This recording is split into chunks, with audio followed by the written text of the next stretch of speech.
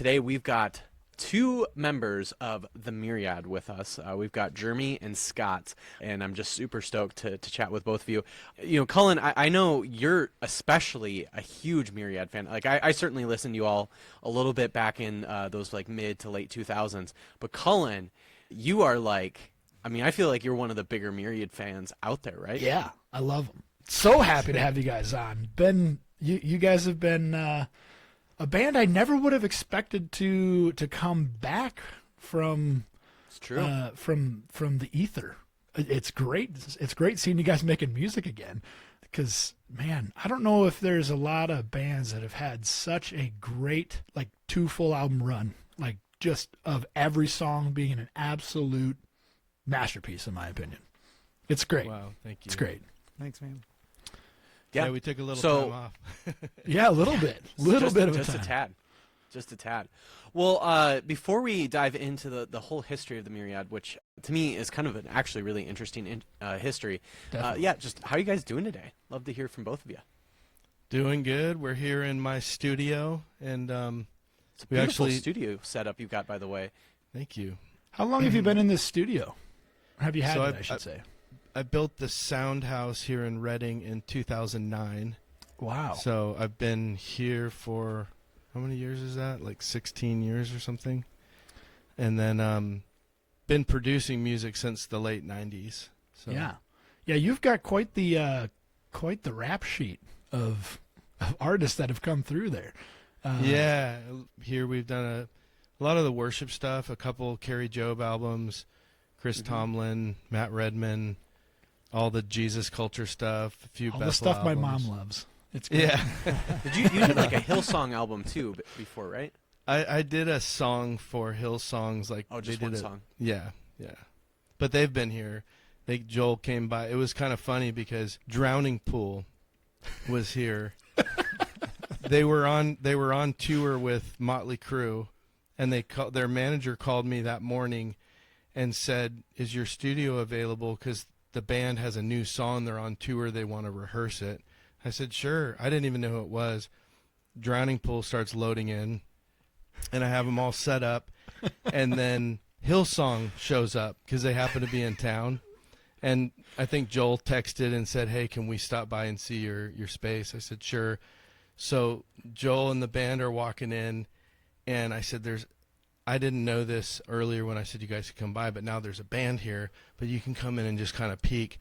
And his ears perked up, and he couldn't even see them because he wasn't in front of the glass yet to see into the room, but his ears perked up just from the sound of the guitars and the singer.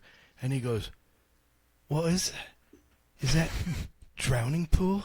Like he must have been a fan or something. And then he's just like, "Let the bodies hit the floor. Let the bodies." the whole band like freaked out. They're like, "It's Drowning Pool," and it was fun. That's not how I expected that would have gone. I would have thought it would have been like, I don't know if you guys remember like the old church Heaven and Hell skit that they would do like every year. That's how I first heard that song. I think I first heard it from like there was a video of this charismatic preacher, and he was like, that's how I first he was like doing the like whole where he'd like boom, the whole room fell over. It was just let the bodies hit the floor. So good. Yeah, it was the first time I had heard that song. But you heard it here first, folks.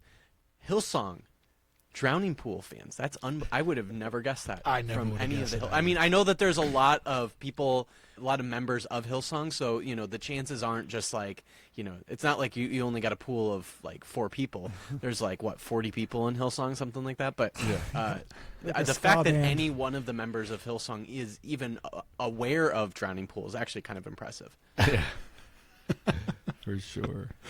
It is. What a cool story. Well, let's talk about just how you guys got involved, starting doing the Myriad. I'm guessing both of you, because it seems like, if I remember right, it wasn't like a band that you all started like right out of high school. Like it seemed like you guys were maybe a little bit more seasoned veterans at that point by the time you started the band. So yeah, I'd love to just kind of hear how the Myriad just got started.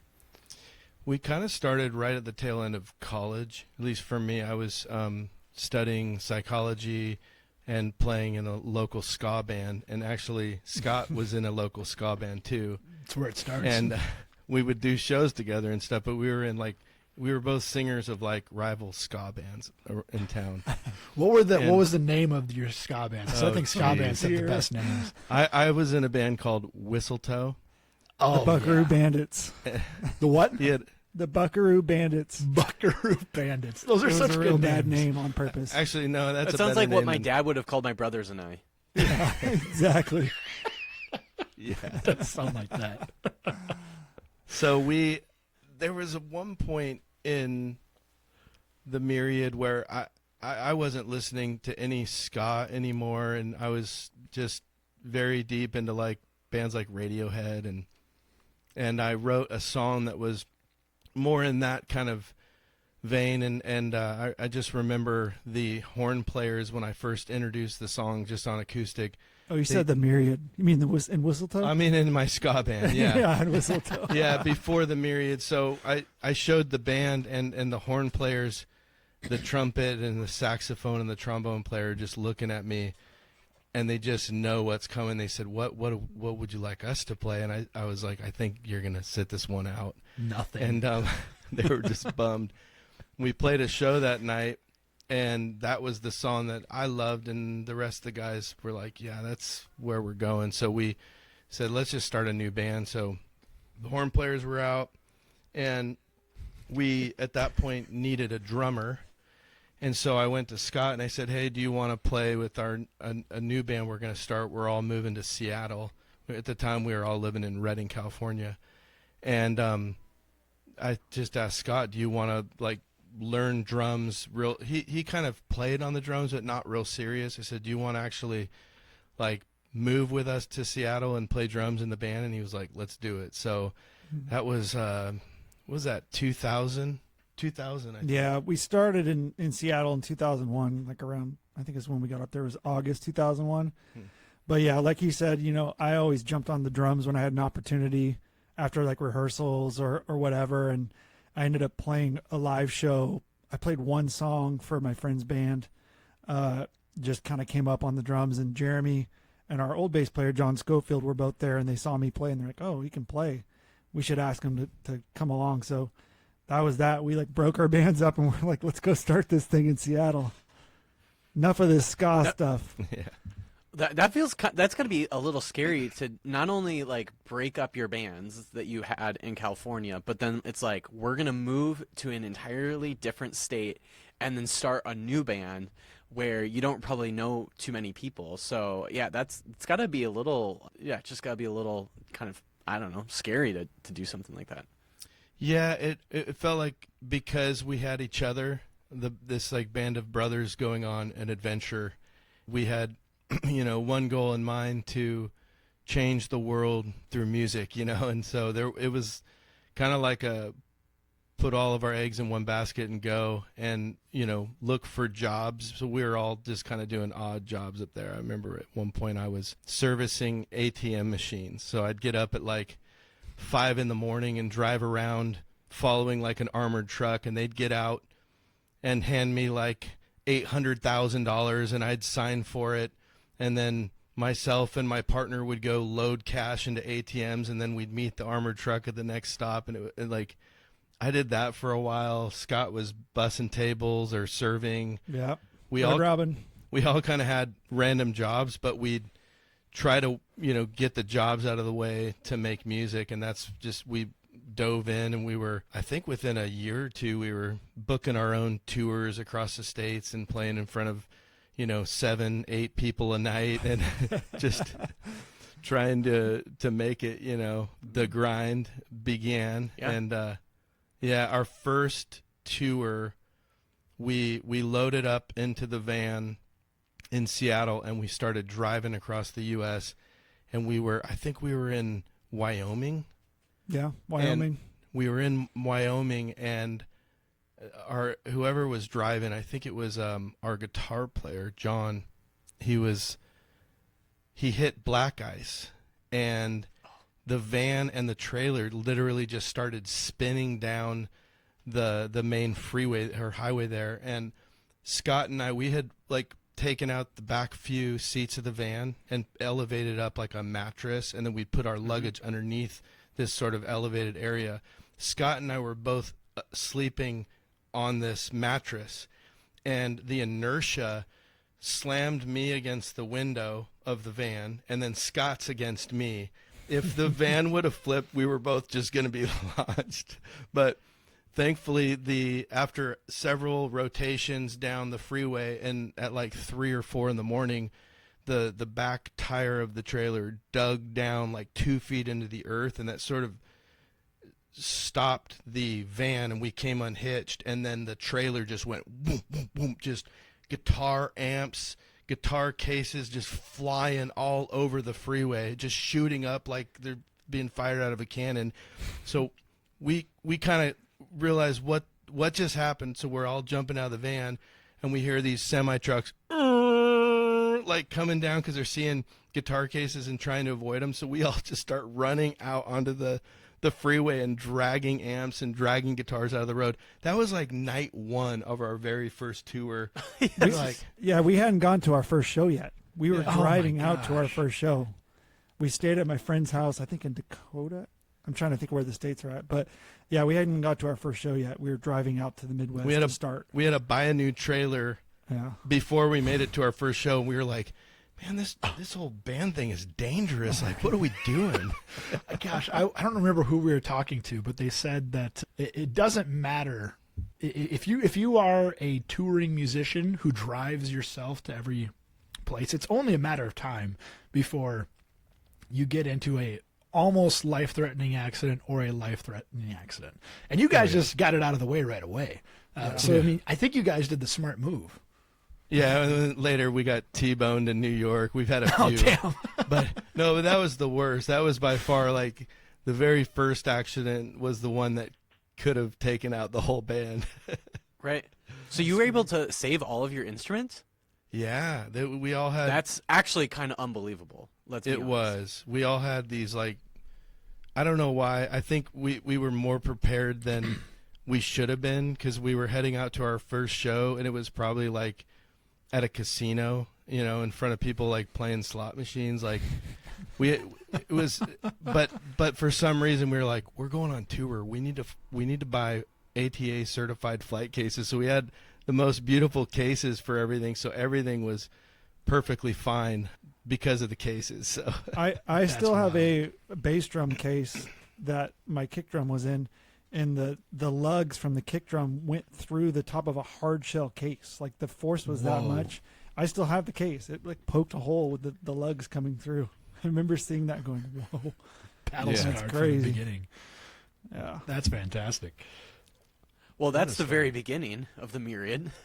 yeah. What an exciting way to start out. Yeah, talk a little bit about those maybe first couple years and that first album. So that's how I found out about you all, was that first album. I'm a huge Floodgate Records fan. I grew up in that world of listening to Tooth and Nail, and then obviously just because I got involved listening to Tooth and Nail, I eventually got into like Militia Group and some of those bands, and then certainly Floodgate was one of those labels that I got to know of and became a big fan of a lot of the bands. So that's how I first heard about you all. Talk a little bit about that first album, what it was like to be on Floodgate and all of that. Yeah, so I think it maybe was like 2004, we played at Cornerstone Festival, and we were hoping to get signed, and it was like that thing that bands do that doesn't ever work, where you send out like a press packet to every label. Yeah. You find out later that they throw them away and that kind of thing, but back then it was like, dude, we got to do an 8x10 photo. We got to put our cassette in there or whatever, our CD burn, and then we'll get signed. And so we sent it out to Tooth and Nail and to Militia Group and to Floodgate. And right about a week before we went to Cornerstone, I got a call from this girl, Sarah, who worked at Floodgate. And she was like, I just got your press packet, and I was listening to music. I really like it, and I'm going to bring my boss, Tim Tabor, to your show because we're all going to Cornerstone. And I was just like, I called the guys, we're going to make it. We're getting signed. But we weren't sure if he was going to show up at our show. But at that point, we were friends with Christian from Amberlin and Aaron from Copeland.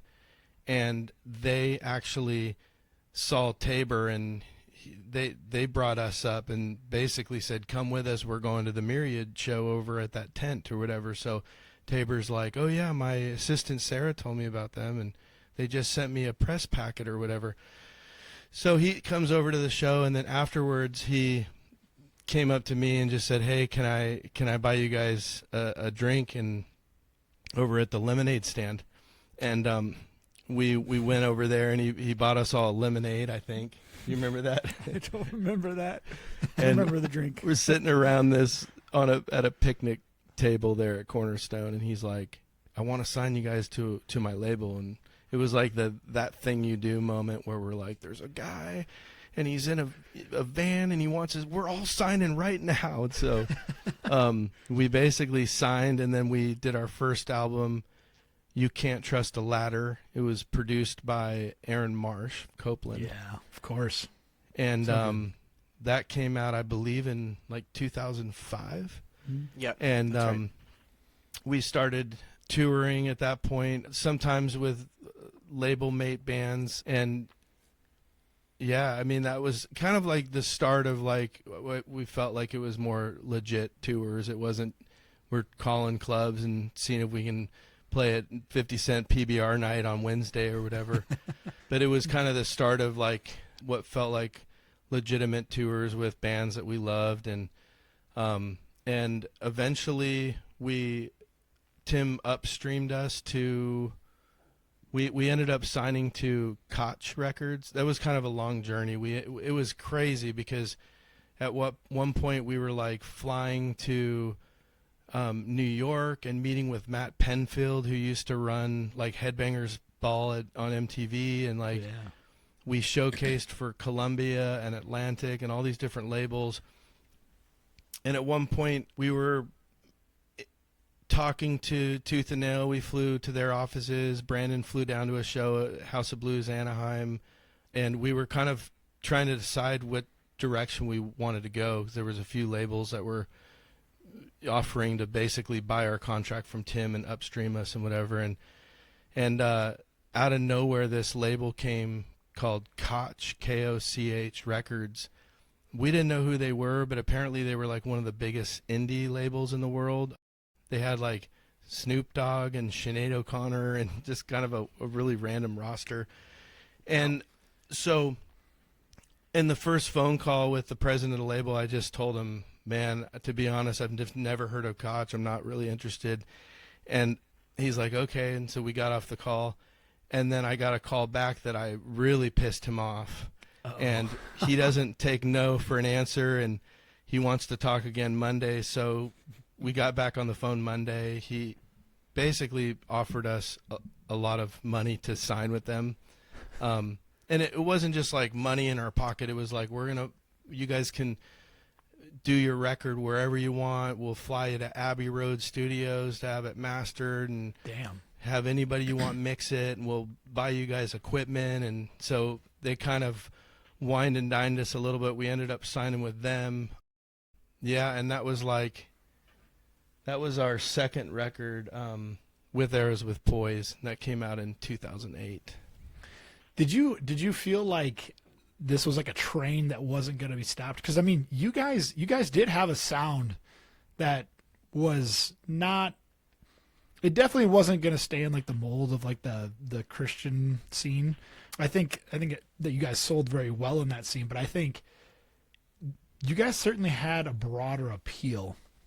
I mean, you guys were on MTV a whole bunch, and you know, it is kind of a strange story in comparison to a lot of, you know, what you would generally consider your peers.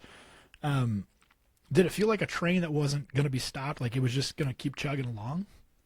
Yeah, I mean, in the middle of it, especially in 2007 and 2008, it was one of those moments in life where you can't actually picture an end to it. Mm-hmm. And you maybe think about, how would this ever possibly end? And it felt like it wouldn't, and it wasn't supposed to. Yeah. And even with the MTV thing, I mean, we were on our way to Texas to meet with David Crowder, who we were going out on tour with him and Phil Wickham for 2.5 months. And we get a call from MTV Studios, and they're like, congratulations, you're one of 12 bands out of 4,000 bands that are producers at MTV selected to be a part of this national competition. It's a search for the next breakout band. And so it was like, how did we get involved in this in the first place? And they're like, you guys signed up at the website. And our guitar player's like, I thought that was like the next MySpace, like MTV's version of like MySpace or Facebook. And they're like, no, it's like a competition thing. So that was super random. And then even how we got that call was crazy, because we were in the middle of the desert, and the rules of the game were they call the top 12 twice.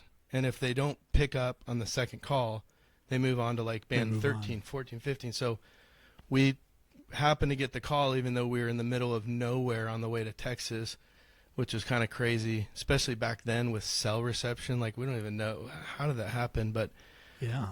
we ended up touring for 2.5 months with David Crowder, and MTV would fly out to different shows with a whole film crew and film like commercials with us and on the tour bus and interview us. And these commercials were playing every night on MTV, and fans were calling in to vote for their favorite band. We ended up going to the top 6, and then the top 3 flew to New York in December of 2007, and we ended up winning the whole thing live in Times Square, and it was super crazy. Like, Pete Wentz. Did any of the other bands kind of really pop off at some point?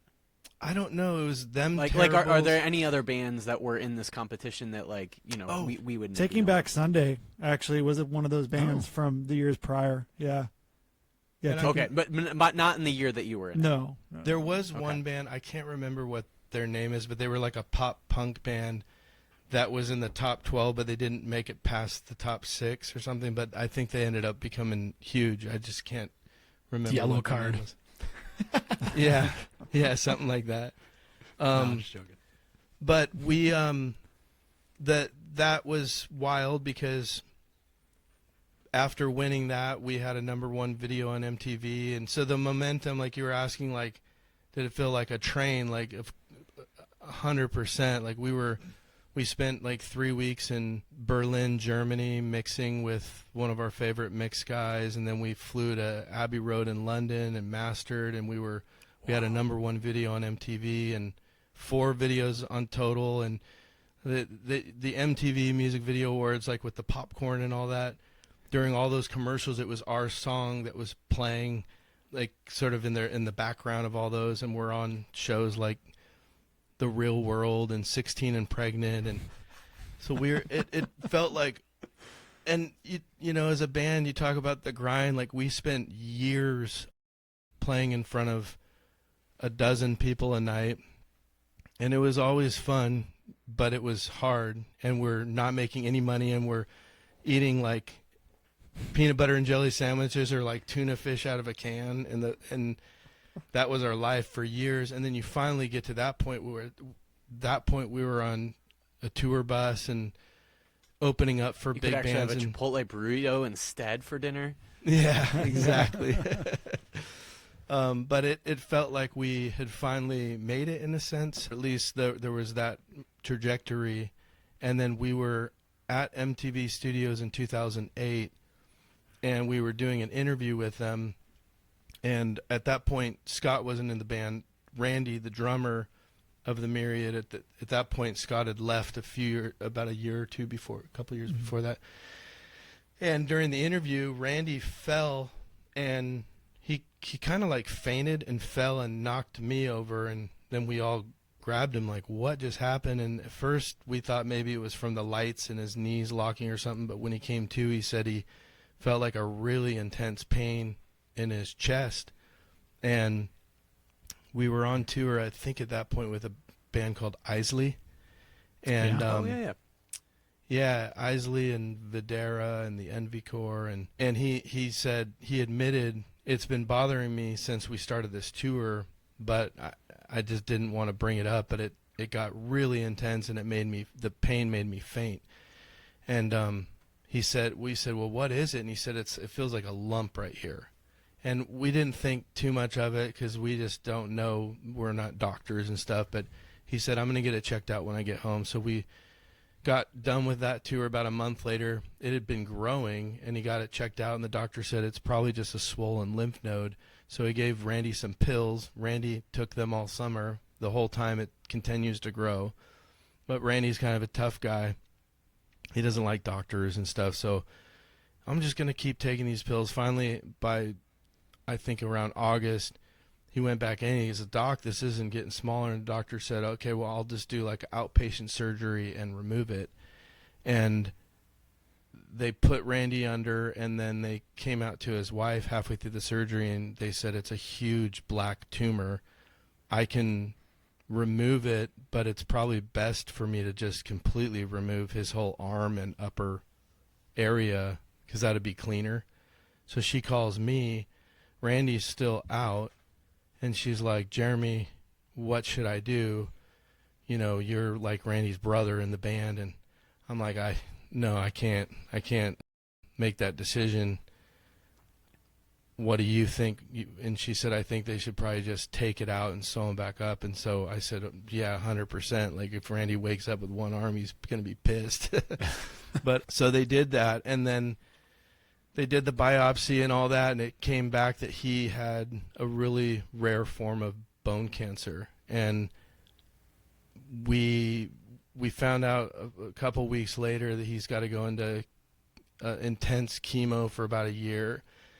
And we had a lot of stuff lined up, but our, the label and manager and everybody called, it's, of course, sorry to hear about Randy, and what's the plan? Like, who's filling in? And it just felt like we just needed to stop and be there with Randy during this time. And he had to go to the hospital for an entire week every 3 weeks.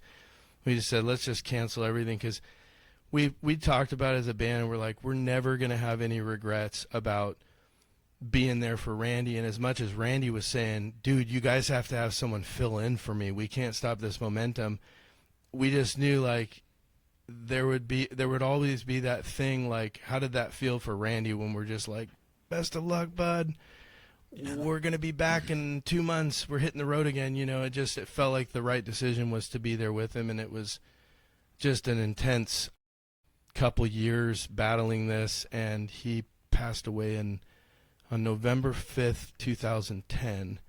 So it was really, really sad and devastating to all of us.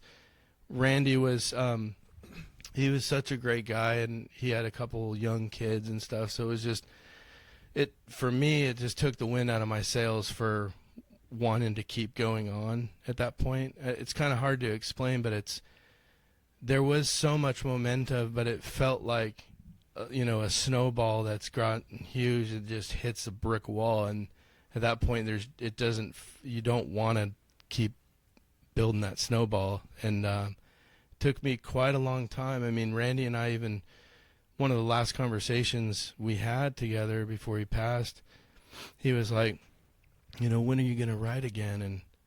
And I told him it's just hard right now with what's going on with him. And he's like, well, maybe.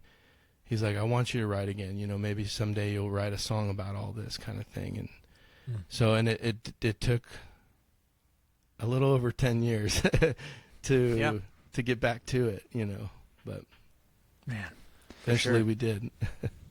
So with that train coming to almost like an immediate halt, was there, I don't know if you would say like feelings of regrets or anything like that, or anything like that, especially since he was talking about like, hey, keep going.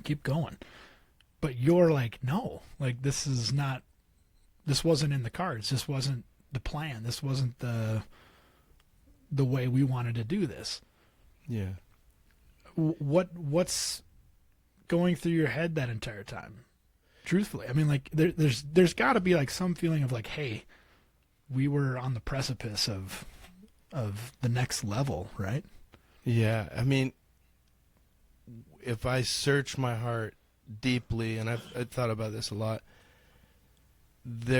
I've never once had questions or regrets or like the what ifs, which is kind of weird because I think if somebody were to ask me back then, would you regret just stopping immediately?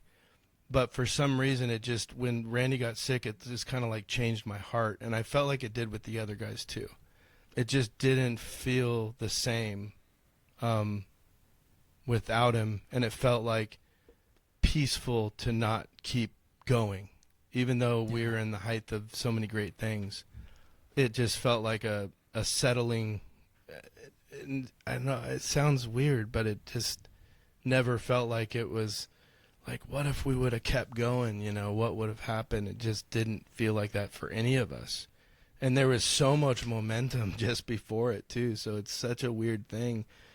But yeah, I just think he brought this older brother thing to all of us. He was like 10 years older, and yeah, he was kind of a glue at that point. And bands on the road get real messy, you know, and hard to hang out, you know. You're stuck in a van together all the time, and he brought something to it all that when he was gone, it was like, no, like we're just gonna be done. And it was about 10 years later that Scott, who was the original drummer of the Myriad, invited me to, we live in the same town now, and he invited me to a Muse concert. We went together. We actually brought our daughters together to this Muse concert in Sacramento, and it was the craziest show I've ever seen. And I've been to a lot of great shows, but this was like, they had a flamethrower hooked up to the kick drum somehow. So when the drummer's like, duh, there's like fireballs going over top of the crowd. Matt Bellamy's like shredding on the shoulder of like a giant, you know, thing moving behind him. And I'm like, this is the most insane thing I've ever seen. And my daughter, who was at the time like 11, she looks at me and said, "Dad, is this how all rock concerts are?" I'm like, "No, babe. You will never see one like this again. This is the best." But on the way home, Scott was talking to me, and he said, "Do you ever miss it?" And I'm like, "Yeah, like I do. Like tonight I missed it. You know, there's something about going to a show where you're just like, I kind of want to be on stage now." And I do miss those times, walking out and playing. We got to play some of the coolest venues all over the United States, and I love that feeling of walking out and sharing music with a whole room full of people and that excitement that everybody feels together. And so I told Scott, I do, and he said, "Well, let's just write some songs. Let's do it." And that was the first time I felt like, okay, yeah, like let's go. And so we started working, and here we are, like, I don't know, a year and a half or so later. We've got half a dozen songs, and we're just, our goal is to kind of put out a song every month or two. And so we've been doing that for, really the momentum picked up this past summer, and we've been putting out a song about every month. So That's exciting.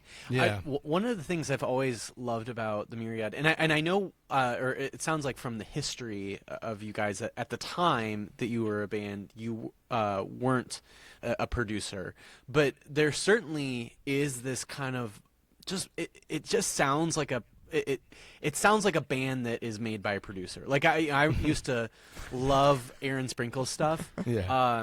You know, anything that he produced, I thought was great. But then if you listen to his solo projects, or just, you know, like Fair and some of his other solo stuff, you can just tell, like, even if it's like not the most amazing album ever, you can just tell, like, this is a guy that just clearly is a producer. It just sounds good. It's well written. And I always thought the Myriad was one of those bands. And again, I know at the time you weren't a producer, but it just sounds like a band that has some sort of producer's ear that is involved in the band. And so the fact that you guys are, especially now with your producing experience, like, I'm really excited to hear more and more of these songs, just because I always appreciated that aspect of the Myriad.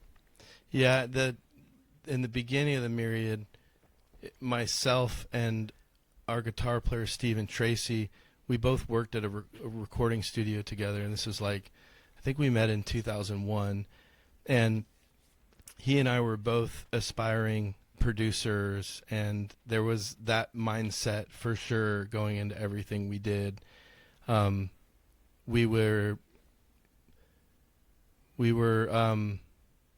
I don't know what the word is, calculated or something in the songwriting, and even doing things that like bands that we aspired to be like Muse would come out and it would be 3 guys, but it sounded like it was the biggest 1,000.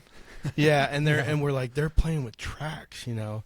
And so, you know, the first time we went on the road, we had like a laptop and Pro Tools, and we were playing with like sub bass and keyboard layers and all this kind of stuff that nobody was doing unless you were like, you know, at the Muse kind of level.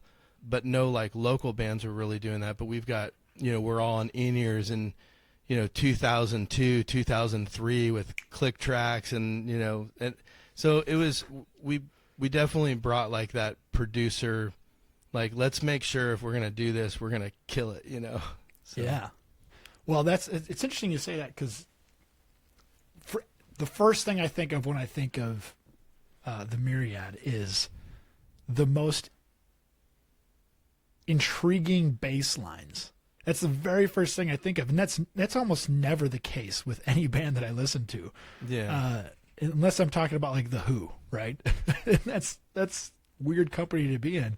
And all the way across you guys' every single song, the bass is the first thing that sticks out to me, and it carries the melody so often, and it feels like it's much further, or it's placed much further forward in the mix and everything. Was that an intentional kind of move? You know, so our bass player, John Roger Schofield, he's our original bass player, and now we have a new bass player, but John is very creative, and he's almost like out there in a way, where like us reining him in a lot made like the most amazing bass lines happen, because he would want to go like way further than that, you know, and it became a thing because he wasn't just going to hold it. He wasn't just going to play bass. Like that was not John. So he would push the limits, and then we'd pull him way back, and then we ended up with something that was magic, because his bass lines pulled back are like way crazier and interesting than, you know. So in the band now, we've got this phenomenal bass player, Michael Norman Williams, Esquire III. Oh, I love it. I love it. And, you know, coming into the band, we've never really talked about like shoes to fill or that kind of thing, but John Schofield was quite the beast on bass. And so we just encourage Michael to think outside of or Michael, I call him. Norman. He goes by Norman. Norman Michael. He's got a lot of names, so sometimes I just call him Esquire III. But we've just encouraged him, like, hey, dude, like, be like funky with the bass, you know, and find that sort of pocket. And he's like, okay, you know. And so, and the stuff that he's sending, it's like he's tapped into that sort of thing right out of the gates, which has been amazing. Yeah, I was gonna say bass has always been a really central part of the songs we wrote, from You Can't Trust a Ladder to even the old EPs through With Arrows and then to now. And so shout out to John Roger Schofield, awesome bass player, and also Norman Williams, awesome bass player. So it's like going from great to great. Just maybe two different approaches to bass, but I feel like Norman's really kind of captured the sound of the Myriad and just done such a great job. So yeah, he's awesome. He's a funny guy too. I 100% agree. The songs that we've heard thus far are 100% in the same vein. If I wouldn't have looked up that you guys had a new bassist, I wouldn't have known. Yeah. Yeah, and I think it's important people can be themselves, but also carry the sound of the band. It's like, you know, Norman joining, or even when I left the band and Randy joined, Randy had his sound. He was much more like a dynamic, hard-hitting rock drummer, whereas I'm a little more like, I don't know, you'd say like finesse groove, but can hit hard. And so it's like you want them to be themselves and play the parts the way they see fit. And I think Norman does a great job at that. He's really captured the sound but brought his own edge. He's got a like rock grit to him, so he's awesome. Love it. Well, speaking of the sound with some of the new songs, at least the most recent song, it's called "Something's in the Water," right? Yeah, "Something's in the Water." Jeremy, you mentioned at the very beginning something along the lines of like, you guys were in these ska bands, and then you quit those bands, and I remember you said something around the lines of like, Radiohead was kind of like coming into their own, and so you mentioned them, and as soon as I heard "Something's in the Water," I was like, this is Kid A. Yeah. Now, obviously, the song felt kind of the same diverges. It diverges a little bit into like typical Myriad type of sound, but the very beginning of that song, at least, I'm like, you for sure were listening to Kid A when you were writing that part, right? The Roads, yeah. I mean, of course, yeah. I mean, not when I wrote the song, but in the production of it, I actually started off on piano, and it was a totally different line than what it ended up being. But the more I heard as the song came together, I was like, this needs like a Rhodes, but like not a normal Rhodes. It's kind of a weird, big Rhodes. And then I just put on Kid A, and I was just like that kind of Rhodes. And so it's very different. It's a very different song, but it has the same kind of Rhodes sound at the beginning, which I've always loved. I remember the very first time I heard that song. It's the first song off that album, right? I'm pretty sure. Everything in its right place. Mm-hmm. Yeah. Everything in its right place off Kid A. So I remember I borrowed my mom's. She had this, like, I think it was called a Tiburon. It looked like a little Batmobile. And I just remember sitting in the parking lot of Applebee's, and the record had just come out, and I borrowed my mom's car because the sound system was so good. And I had this crappy little sound system in my car, so I borrowed her car just to listen to the album. And my friends were in the car with me, and I just put the CD in, turned it up really loud, and it was just like, doo-doo-doo-doo-doo-doo-doo-doo-doo. We all looked at each other like, what is happening? This is the best thing ever. But yeah, I'll never forget that, Such a feeling. Unbelievable album. I mean, I think just by far their best album, without a doubt. It's not my favorite album of theirs, but I think pretty definitively can be stated as their best album. Yeah. So good. Yeah. Such a good one. Something else that I've always found striking about the Myriad, old tunes and the new ones that we've heard, extremely accessible, right? Radio friendly even in many cases, but definitely not in a conventional way. Very, very complex in its nature, melodically especially. And that's the part that I find is such an interesting balance to strike that I don't think many bands really nail. But you guys, I mean, consistently have nailed it throughout your entire lifetime as musical people. How do you do that? Because that seems so difficult. Like, there's just not bands that do this very often. But you guys it's almost like you have the sixth sense for it. I think some of it, when I approach, especially the lyrics, I feel kind of uncomfortable, like hitting the nail on the head lyrically. Like, I don't know if I'll ever write like a really perfect like love song. I'll write a lot of love songs, but they'll be a little obscure, and they'll be I don't know exactly what it is, but I can't sing a song like that. Like, I have to be more metaphorical in the expression and things, and I've always written from a very visual place, so a lot of the songs I've written will start out with me just dreaming about like a little mini movie in my head, and how do I tell that story in a 4-minute song. And I was always obsessed with M. Night Shyamalan films and just sort of the mystery in those movies, but how can we bring that kind of mystery into the songwriting? And so and I've been criticized for it. I mean, when we had the whole MTV thing going on, we had a big song called You Waste Time Like a Grandfather Clock. and the lyrics were written by John Roger Schofield, our bass player, and myself. And I remember a label critiquing, like different label people and MTV saying, you know, that song would have been huge if the lyrics weren't so weird.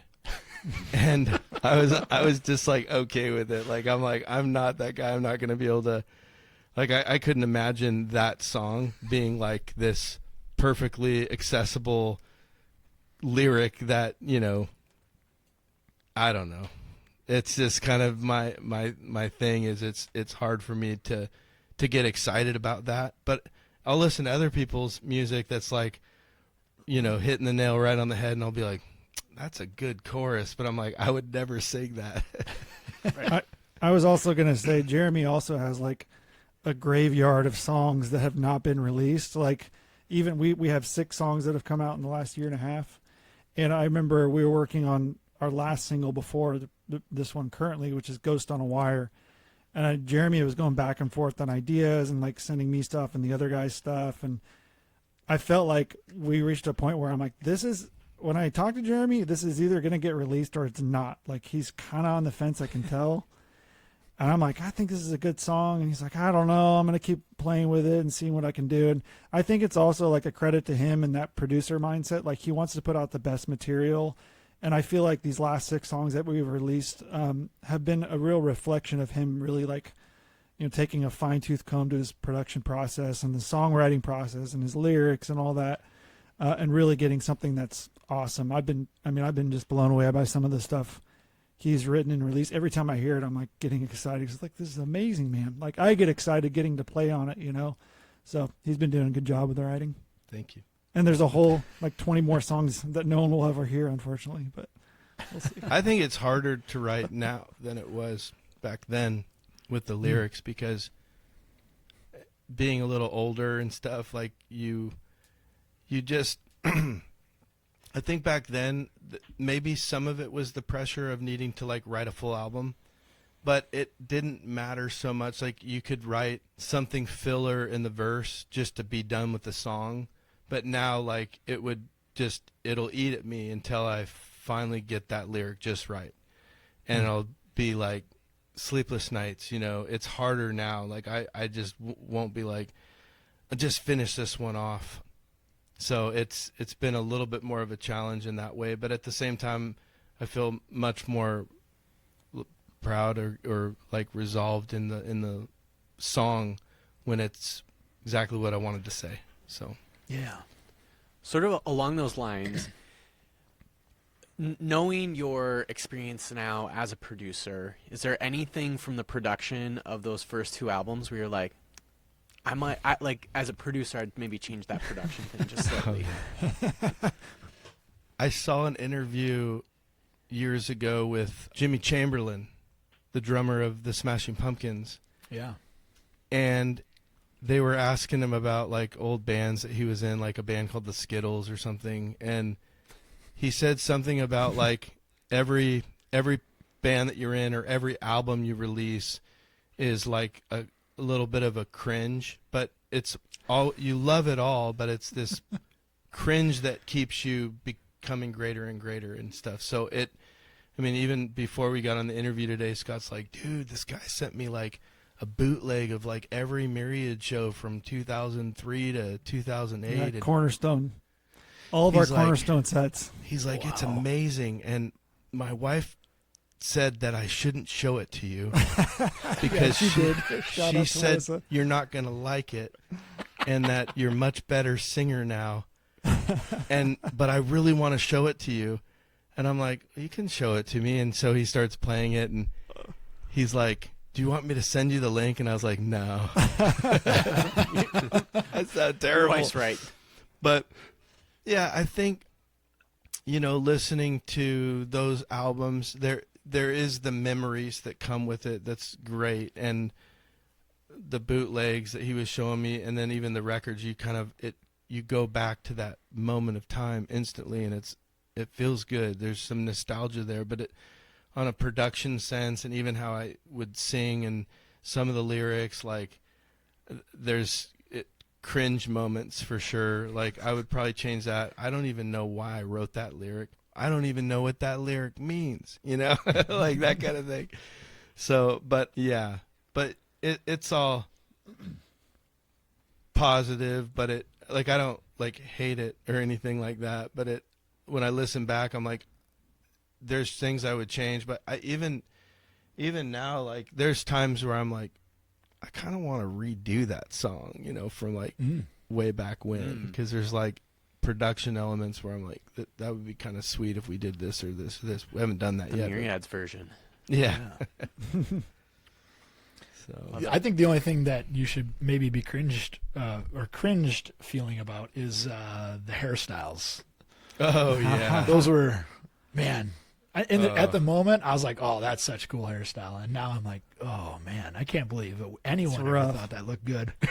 Yeah, I dyed my hair black for like 7 years, and I had the sweat bangs and what was that called? Like the French cut or something like that? I don't know. I know like sometimes it got out of control. I've got thick hair, and so there's a few like most of the pictures I'm like, yeah, I just look like an emo kid, but then there's a few pictures where I've just got the biggest, weirdest hair ever.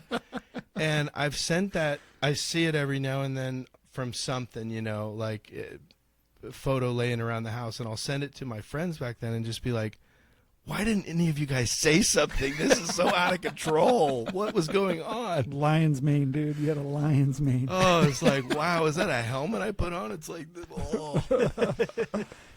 It's like the emo Karen haircut. It was like an A line. I think it's what they call it. My wife used to do hair, so I know these hairstyles.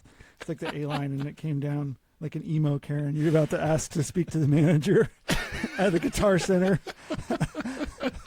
So bad. Oh, hey, at least you guys made good music. Thanks, man. It works out. All right. Well, speaking of good music, top 5 most influential albums. Are we doing top 5, Mason, or should we go top 3? I think top 3 for each. Top 3 for top each. 3 All for right. each. All right. Well, definitely Radiohead, OK Computer. That record All right. just changed my whole life and inspired me in so many ways. The Smashing Pumpkins, it's like kind of hard because I want to say either Siamese Dream or Melancholy and the Infinite Sadness, but more like Siamese Dream because that was high school for me, and that inspired me to want to play guitar and start a band and all those things. What year did that one come out? Is that 95? 96? I think it was 95, and I think OK Computer came out in 97. 97. Yeah. And then probably Muse Absolution. Oh, yeah.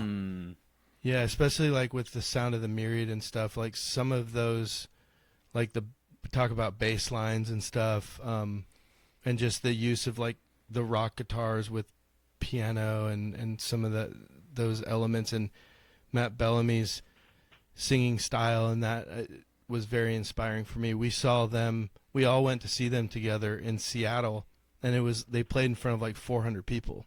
It was like one of their first U.S. tours, and it was Absolution, and it sounded just like the record. It was the most amazing sound ever in a tiny little club with 400 people, and everybody was just jumping. I'll never forget the floor at one point. It was a wood floor, and it started bowing. Yeah, it was bowing. Whoa. It was kind of terrifying. It's like those videos you see people collapsing Yeah. through. You're waiting for it to collapse. I had this Holy cow. panic at one point because it's like, sing for absolution.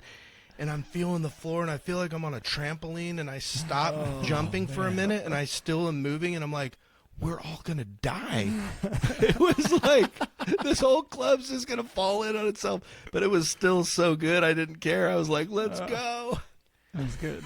That was a good show. Yeah, Muse is a band that I've never really quite gotten into them so much, but I will say Bellamy and just Muse in general are probably some of the better performers, especially over the last 25 years. I mean, their shows are next level, even if Intense. you're not like a super big fan of their music. Yeah. You almost have to go to a Muse show just because they are some of the best performers out there. Oh, yeah. What is it? Was it Yeah. Glastonbury where they played to, I don't know, insanely large crowd, and they somehow were like able to reach the very, very, very, very back Yeah. of the crowd. There's like a big live show that I watched one time on those old cable television, not cable, actually the extended cable television, Like MTV2 channels. or something. It was like MTV 50. I don't know, but they always had live concerts all the time, and I just remember watching that, being like, "How is this even possible?" Oh yeah, he was like born for exactly what he's doing, Yeah. and like Yeah. in the Freddie Mercury kind of way. Like he's Yeah. Yeah, Yeah, I definitely would put him in that like lineage of like that type of performer, Freddie Mercury, and I think you know some contemporary to him would be like another one would be Brandon Flowers. Like I think yeah, of him yeah. being able to capture a crowd as well in that So same good. vein. Yeah. But yeah, certainly like Freddie Mercury, David Bowie, like just their ability to just like capture a crowd it's pretty remarkable to have Yeah. that kind of talent. I would And, even yeah, throw in there Bellamy is one of those Jeff people. Buckley as well. Jeff Buckley actually was Oh, a big yeah. influence on Matt Bellamy. Yeah. Yeah. He was like, Grace "Oh, album. yeah, you can sing like that, like live Yeah. as a guy." It was like one of his things, like you can sing kind of pretty and be a second tenor and sound awesome in a rock band. True. So True. yeah, but he'll never one do of what your- Sexy Red can do. So I mean, there's that. Is that one of yours? I mean Jeff Buckley for sure. Like love his drummer too, fantastic drummer. Oh, hell yeah. I would say top 3 records, probably U2 Joshua Tree. Okay.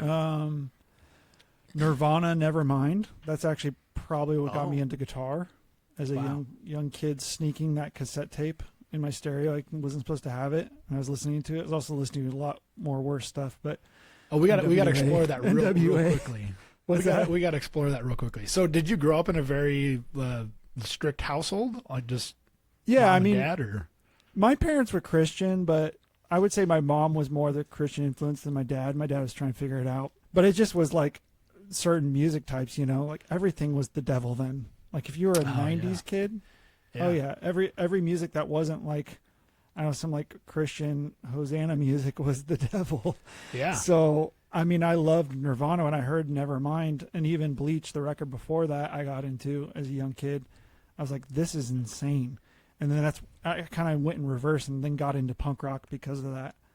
Yeah. So, and really, like, that's, I would say, what kind of led me into drumming, because I love the drumming in punk rock bands.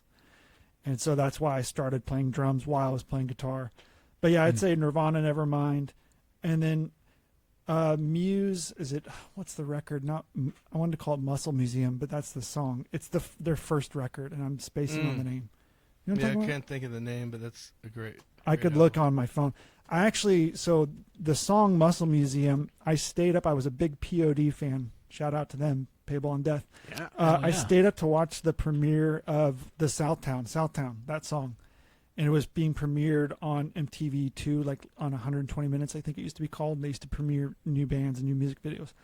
Muse came on right before them, and I was into Radiohead as well. Muse came on, and I was like, who is this band? And it was Muscle Museum.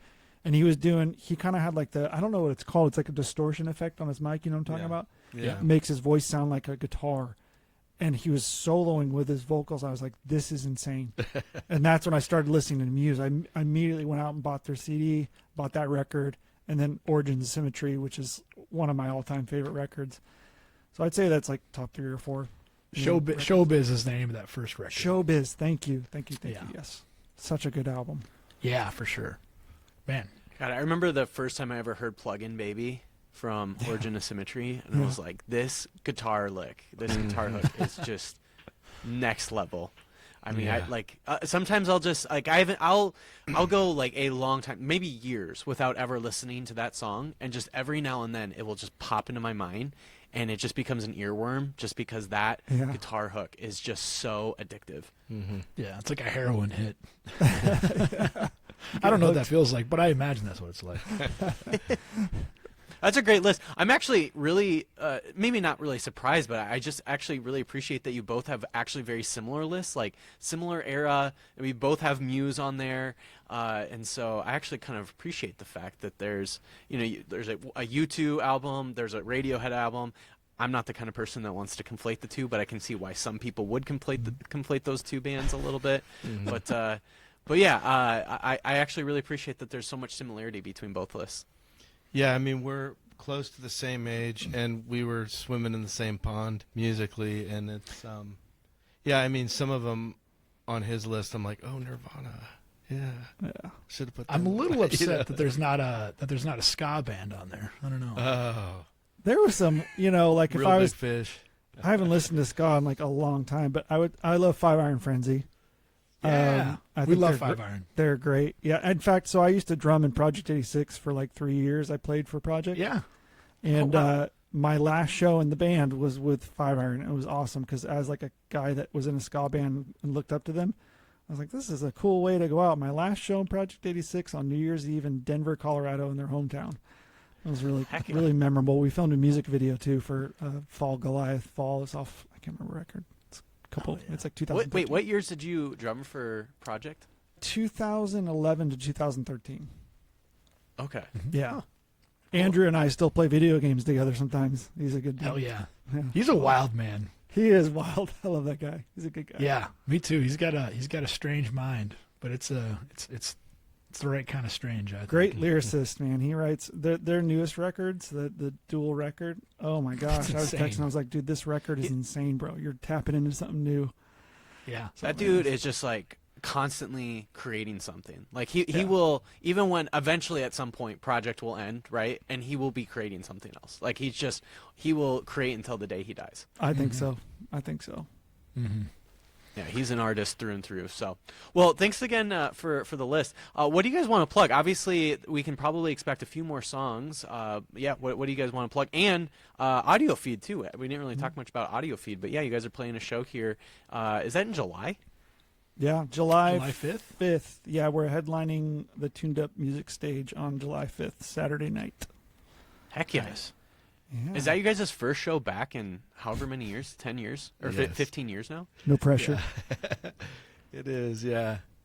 It'll be fun. I mean, it's we've talked so much about this, but Scott like cannot wait to get back out. And for me, there's kind of a dance to it because I want to, like, there's part of me is just like, I just go do it. But then there's another part of me that's just like, I want to be like ready. Like I want to, but how do you get ready without doing it? You know? And then there's, you know, do we wait for some opportunity or do we just go play like Audio Feed Festival, you know? So I don't know. Scott's stretching me, you know, it is hard to go from like the last time I tell Scott, you know, the last time I played, we were on a tour bus and like we played 2 sold out shows in my hometown with like 1,000 people, 500 people at the door because they couldn't get in. I don't want to go play like a little club or something. Sounds kind of funny, but Scott's like, dude, let's play the Dip. It reminds me of some of the old clubs we used to play in Seattle. It holds like 140 people. I'm like, I don't know if I want to play the Dip. No, it's cool. It's a local venue here in Reading, but I think to Jeremy's point, it's just a matter of doing the right shows at the right time. I think we're just continuing to make new music, and if it makes sense, it'll make sense. Like I think we're all need to be on the same page, and Audio Feed made sense, and Yeah, it'll be fun. Yeah, Audio Feed would be good. We're still considering, some club shows and things like that, so we'll sort that out. I think my favorite part of getting back together and all that is the writing part, you know. It feels like, painting again or something. It's like, and I could do that forever. Loading into a van together and hitting the road, I'm not sure, but with the right opportunities, like, there's been a few times where I'm like, yeah, if we got a call from, X band or this, we're friends with these guys or whatever, of course, like go out for like a couple weeks. That'd be a total brodeo, So it's just waiting for those like awesome opportunities, I guess. Oh yeah. Well, I wish hopefully when you head out to Illinois in the middle of July, you won't have to hit any black ice. Yeah. Yes. We're flying, able to avoid thankfully. So no black ice, but you never know. Yeah. Cool. What else do you guys want to plug? Yeah, so just keep an eye out because right now we're in writing mode. We're constantly writing. So like Scott said, we just had this song, Something Is in the Water, come out like a month ago. We released a music video with it. Go check that out. It's on YouTube and iTunes and all that, or Apple Music, I guess, and all that. So, but then keep an eye out because we'll have another one coming out next month and the month after that. We're just going to keep going. So Awesome. I heard the next song that you guys are releasing, it has something to do with the JFK files, right? Like some of the lyrics have to do with like you were gonna leak some of the JFK files, and unfortunately those got leaked out before you were able to get the song out. But I heard something about that. Isn't that right? yeah, so I had been doing like a really deep dive in 2013, which went to 2015 on the files, and had met some people that were familiar, got some of the files leaked. So we're just debating because now they're all the files are coming out, but we're about to drop this song that's just it's a lot of the unredacted stuff. Oh, Yeah. okay. Or the redacted stuff, the stuff Sure. that they aren't going to release at this drop, Right. we're going to release in our song. So it's going to be in the bridge of the song. We just spill the beans on everything. A lot of binary. So too. the song's called "It Wasn't Oswald," right? Yeah, it's called. Well, yeah, it wasn't Oswald. It was him and someone else is what the song is called. But it was him and someone else is in parentheses. So keep. I did hear that another song that you guys were working on is Gulf of America. So it's something in the water. I think it's like innuendo kind of messaging, right? Or subliminal messaging. Yep. Something in the water. ... Gulf of Gulf America. of America. So what are you guys thinking here? Like I'm trying to decipher the message. Oh, of the song "Something's in the Water." Yeah, and then the next song that you guys are working on, Gulf of America. In all truthfulness, the song "Something's in the Water," I actually wrote that right after listening to the November 13th hearing, the congressional hearing on UAP phenomena. That's actually real. That's not a Yeah. joke. So Damn. I've been following the congressional hearings, and I've always been very fascinated and intrigued. And so on November 13th, they had these different experts there. One of them worked on submarines, and they've been tracking things under the water. One of them worked. One of them was like a pilot with the U.S. Air Force, and they had seen like the Tic Tacs and whatever. And they have all these experts, and you just don't get any further because anytime they ask them a real question, they're like, I can tell you that, but we're going to have to meet in a private skiff or whatever. And so the song it just asks the questions. The chorus is, are we the fools believing a lie?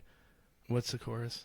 Are we the ones that let it discuss? Yeah, or are we the fools believing a lie? Are we the ones who light up the skies, or could it be aliens in the night? Secrets don't lie or secrets don't die. And so the song it's about that whole mystery and about the conspiracy to kind of keep it covered up, but it's not necessarily saying one way or another anything definitive, So Sure.